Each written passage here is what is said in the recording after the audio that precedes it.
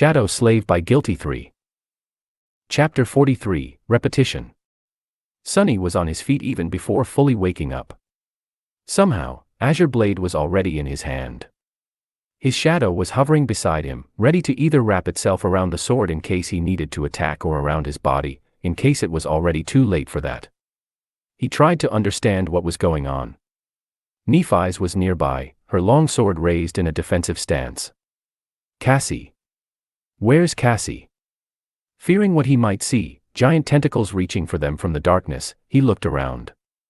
The eastern horizon was just beginning to show the first hints of dawn, adding a tiny shade of gray to the blackness of the world. In that blackness, there were no signs of danger. Finally, he saw Cassie. The blind girl was stumbling at the edge of the platform with a horrified expression on her face. With her blonde hair in a mess, she was stretching her hands out, clearly lost in space. Of course, there were no walls for her to find. The platform was open to the elements, and the only thing waiting for Cassie was a plunge into the dark, tumultuous waters. Before Sunny knew what he was doing, he was already running.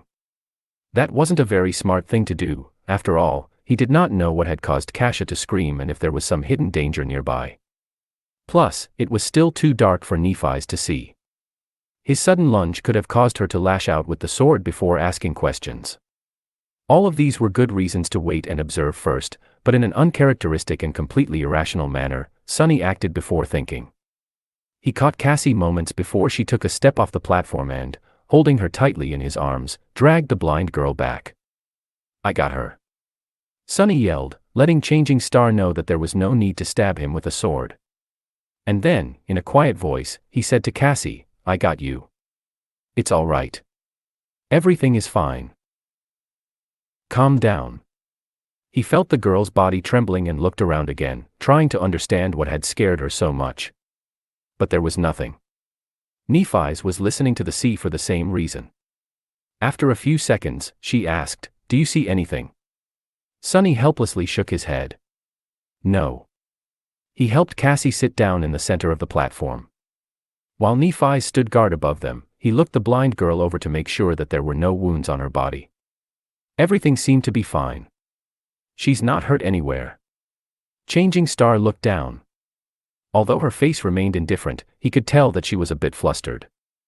After a second or two, she asked in something that might have been her version of a calming tone. It sounded pretty much exactly the same as usual, "Cassie. What happened?" Magically, that did seem to calm the blind girl down a little. At least enough for her to speak in a quivering voice. Cassie extended one hand and pointed down. The head. "I saw, oh gods." Sunny frowned and looked at Nephi's. Did she see a vision? The past? The tall girl was silent for a moment. "I don't know. It has never happened before." Both of them turned to Cassie, not sure what to do. Since there was no apparent danger around, they took turns trying to calm the horrified girl down. However, after that one sentence, she fell quiet and refused to speak again.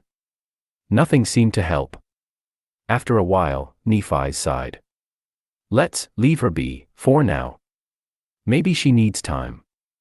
Sunny was about to retort, but, truth be told, he didn't have any ideas either. In the end, he just nodded. "Okay. I'll keep an eye on her." Changing Star, however, had other ideas. As the sun was rising and the surging sea was receding, Nephi's chose to give Cassie some space and led Sunny to the edge of the platform. However, she made sure to always have the blind girl in the periphery of her vision. Cassia sat hugging her knees. Her eyes were closed, but small tremors that periodically ran through her body betrayed that she was awake. Sunny's eye twitched. "Are you sure it's okay to leave her like this?" Nephi's gave him a complicated look. "Yes." Then, after some thought, she added, "Cassie is strong." Sunny wasn't sure how to answer. If Changing Star considered someone to be strong, then they most likely were. However, strong was the last word that came to his mind when he thought about the delicate, beautiful, blind girl. Wasn't she someone who constantly needed their help? But then again, there were different kinds of strength. Cassia was still alive and sane despite her debilitating flaw. How many people could have done the same? If you say so. Then, Nephi's made him summon the azure blade. After studying it for a while, she nodded and took her long sword out of the air. Despite its size, it was an elegant weapon. The narrow, double-edged blade was much longer than that of the azure blade, with an incredibly sharp, symmetrical tip. The whole blade, as well as the simple cross-shaped guard and the pommel, seemed to be made out of silver and reflected the pale morning light. The handle was tightly wrapped in black leather. Putting the two swords side by side, Nephi spoke, "Your sword can be used with one hand, but its true potential can only be revealed when held in both. It is created primarily for cutting and severing, hence the higher center of gravity. However, it can thrust as well." Then she gestured to hers, "My sword is a bit more versatile. It is created for both cutting and thrusting, and it has a double edge. However, the principle of wielding these two swords effectively is the same." She took the sword in both hands, placing one near the guard and another near the pommel. Then, she performed a downward slash. They are both leverage-based weapons. When held with two hands, one hand pushes, she pushed the sword down with the hand near the guard, while the other hand pulls. The hand near the pommel simultaneously pulled the handle up, giving the blade a tremendous boost in speed. This is how you generate force and perform powerful strikes. Now, your turn. Sunny looked at his sword and gripped it with both hands, mimicking Nephi's pose. Then, he raised it and slashed down, making sure to enhance the force of the strike with his lower hand. Changing Star observed him. "You need to understand that a strike doesn't come from the hands. It comes from your whole body. Power comes from your feet, your hips, your core, your shoulders, and is only then transmitted to your hands. Like this." She demonstrated the downward slash again. This time, Sunny paid attention to the overall stance and movements of every part of Changing Star's body, as opposed to only the sword.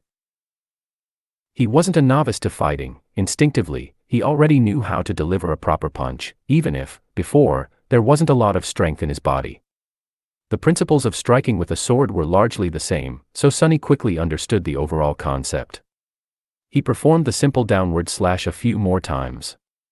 After each time, Nephi gave him pointers and corrected his mistakes. Some time later, she was finally satisfied with his form. "Good."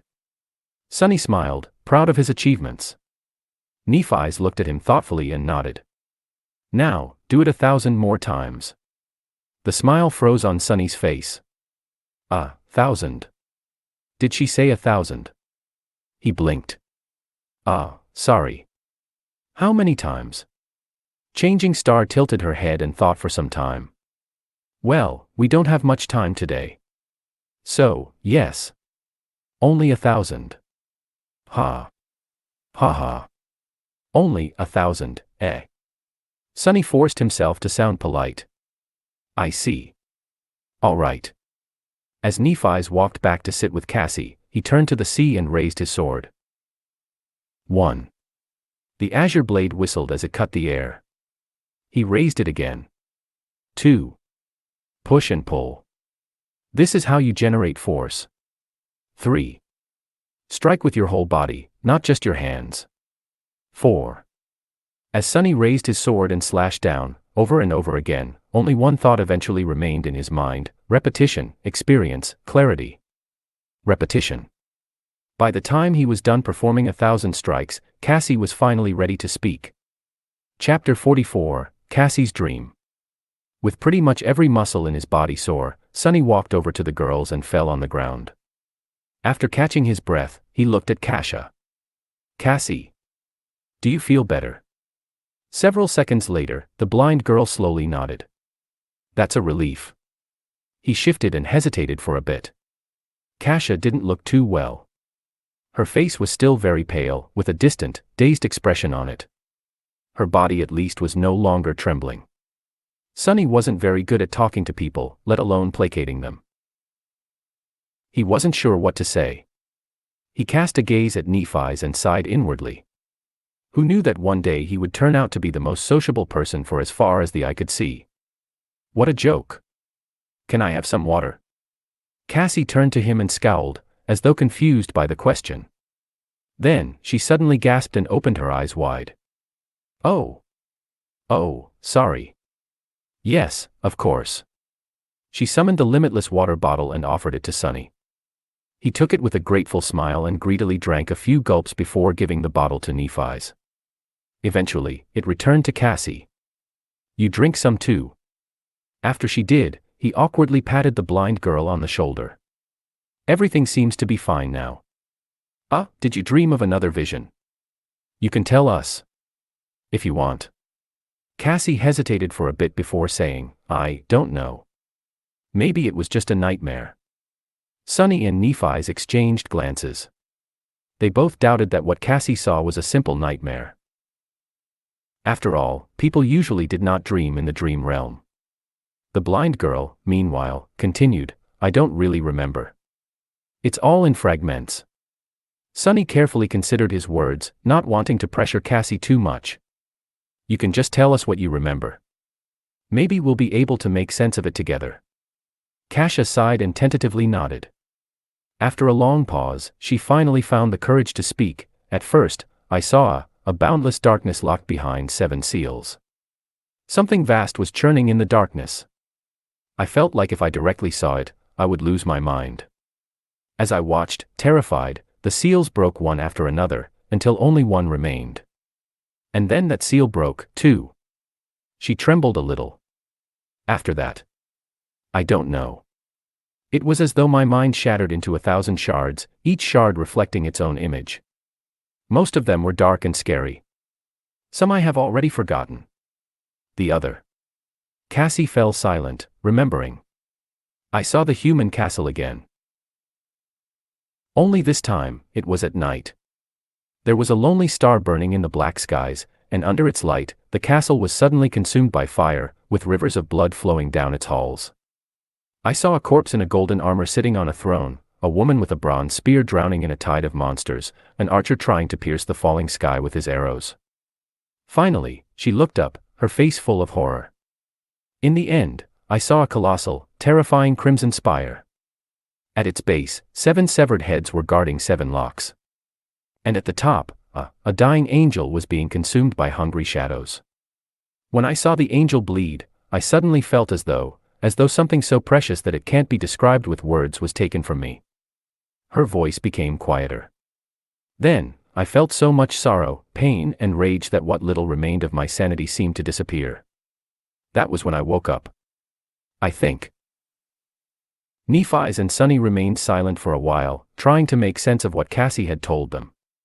Even if Nephi's had an idea, she didn't show it. Sunny, however, was totally lost. He couldn't even begin to decipher the hidden meaning behind the vision, if it even was one. Previously, Cassia's vision about the castle was pretty much straightforward. It showed her a human fortress and even the direction in which it was situated. This time, however, her dream was disjointed, full of weird symbolism and vague, uncertain images, much more like a charlatan's prophecy than a vision gained through an aspect ability. Finally, he sighed. Maybe it actually was just a nightmare. Your previous visions weren't like this, right? Cassie silently shook her head. Sunny scratched the back of his head. Well, people don't usually dream in the dream realm, but you do. Perhaps seeing a random nightmare once in a while is a side effect of your ability. The blind girl turned to him, a faint relief written on her face. You really think so? He hesitated, trying to find the right words. Why not? It's a possibility. Inwardly, however, he felt uneasy. A dying angel being consumed by shadows. Why does it sound so ominous? I should try and stay away from angels in the future. Gee, what has become of my life? A sentence like that doesn't even sound insane anymore. With that, they were finally ready to welcome a new day. Some time later, they were sitting on the western edge of the stone platform, looking at the scavengers below. Sunny's shadow was busy scouting a path to the next high landmark. Were there always that many? Sunny glanced at Nephi's and shook his head. No, there were much more. They seemed to be almost done with the carcass. I doubt it will last until nightfall. Which meant that, by tomorrow, all these beasts would be roaming the labyrinth, making it hard for the 3 sleepers to make any progress. It would be best to leave today and put some distance between themselves and the horde before the scavengers were done with their feast. However, without scouting a path in advance, there was a chance of not making it to safety in time. Both options were risky. Nephi's frowned, seemingly thinking the same. After a while, she said, "I don't want Cassie to spend another night near this statue. Let's leave now." Sunny thought for a while, then opened his mouth to offer his own opinion. However, a sudden commotion below prevented him from speaking. Down at the bottom of the disappearing sea, amidst mounds of broken coral, the carcass of the giant shark-like monster, the remaining half of it, to be precise, was almost stripped of meat. And between its white bones, something was shimmering in the mud. Two extremely large, luminescent crystals. Sunny's eyes widened. Are those? Yes. Shards of two transcendent soul cores. Transcendent, two of them. Suddenly, he was simultaneously filled with greed and fear. Greed because of how rare and precious transcendent soul shards were, fear because the giant shark turned to be a corrupted devil, at least. One corrupted devil, if not stopped by a saint or a large number of awakened, could potentially destroy an entire city. Sunny belatedly realized that he was much closer to death on that first night than he had previously thought. Should we wait and listen? He stared at Nephi's and then obediently listened to the distant, barely audible clamor of the scavengers. After a while, he noticed some disharmony in it. Nephi suddenly tensed up. There. She pointed in the direction of the labyrinth. After concentrating on it, Sunny was finally able to notice two massive shadows stepping out of a particularly wide passage. A second later, the creatures casting those shadows appeared in sight. Sunny gulped. Damn. The monsters looked like the scavengers, but not quite. To start with, they were much larger, towering above the surroundings at more than 3 meters of height. Their carapace seemed to be thicker. It was colored in deep black and scarlet, like an ancient armor drenched in blood. Here and there, vicious-looking spikes were growing out of the carapace, making their every move much more dangerous. Additionally, instead of heavy pincers, their upper arms ended with long, curved, terrifying bone scythes. Sunny felt cold sweat running down his spine. What the hell are those things? Nephi's tilted her head. Monsters, I guess. Nightmare creatures with one soul core were called beasts. They were dangerous and strong, but mindless. If they were able to develop or were created with a second core, they became monsters. Monsters were much more devastating and possessed some rudimentary, warped form of intelligence. They were the next step in a nightmare beast's evolution. And these two seemed to be bigger, deadlier versions of carapace scavengers. Sunny and Nephi's watched as the two monsters approached the carcass. The scavengers were visibly afraid of them, rushing to get out of the way.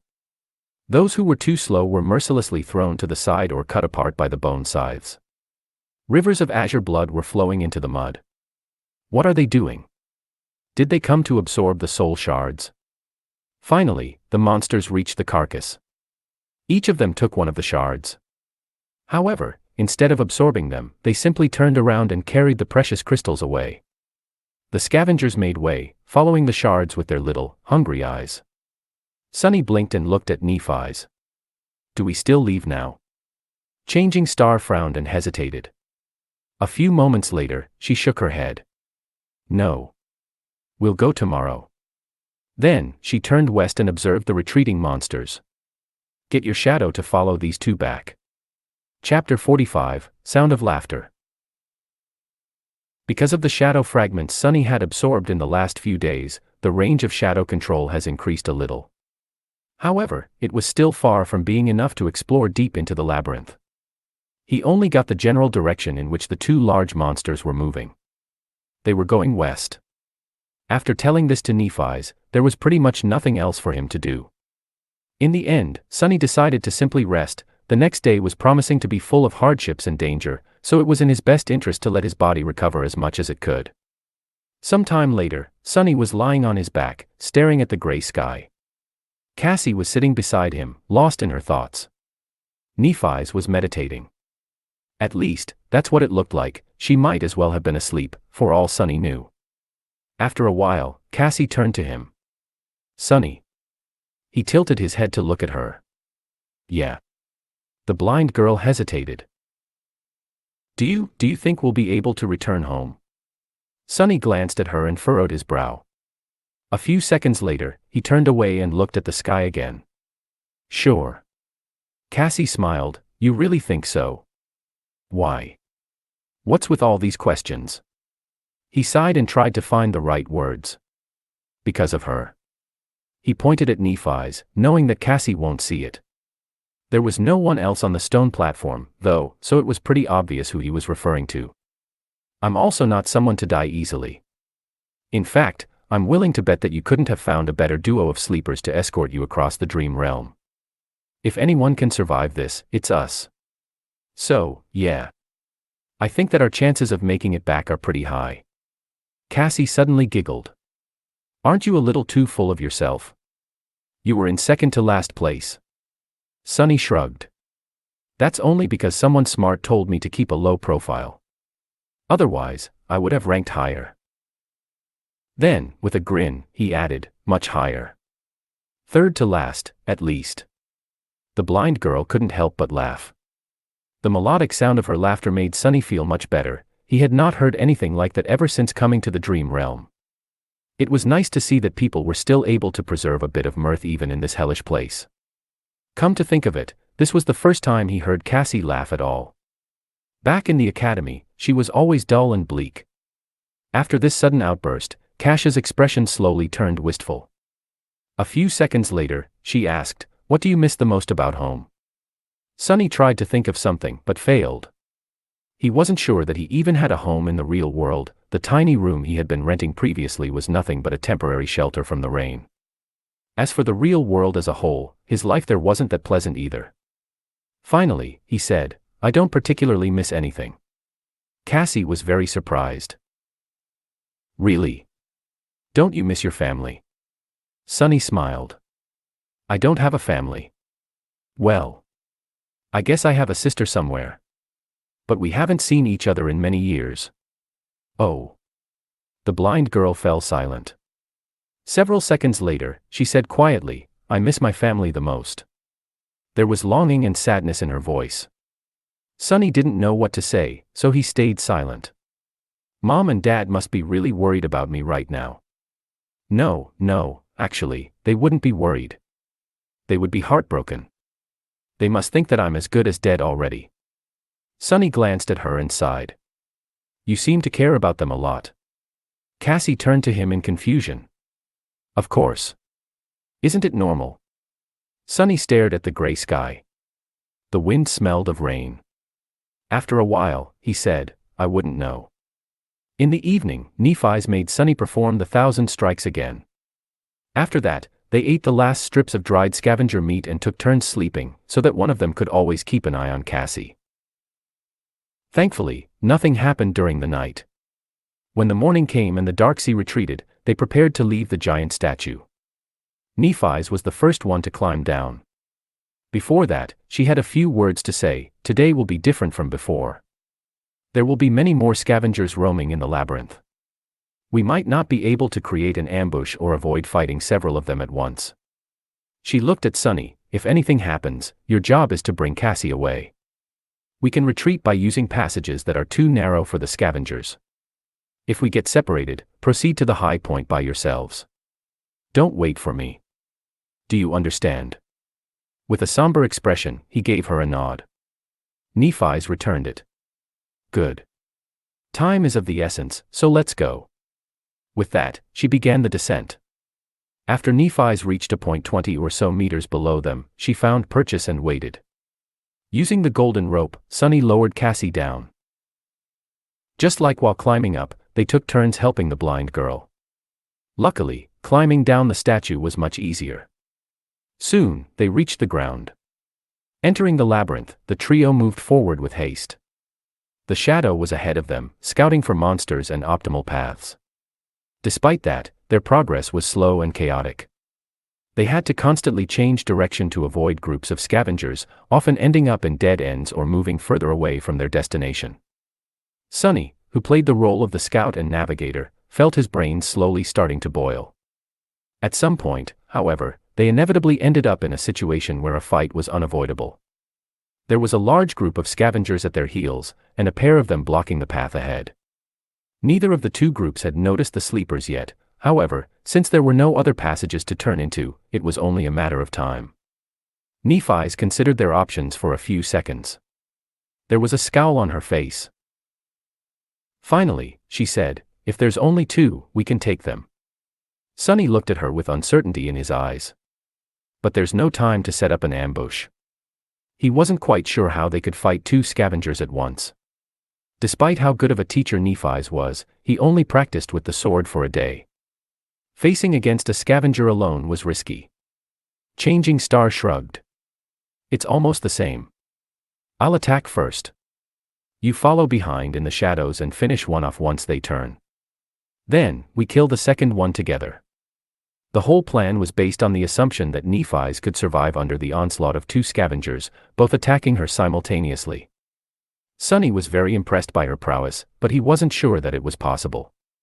There was a large probability that Nephi's would die.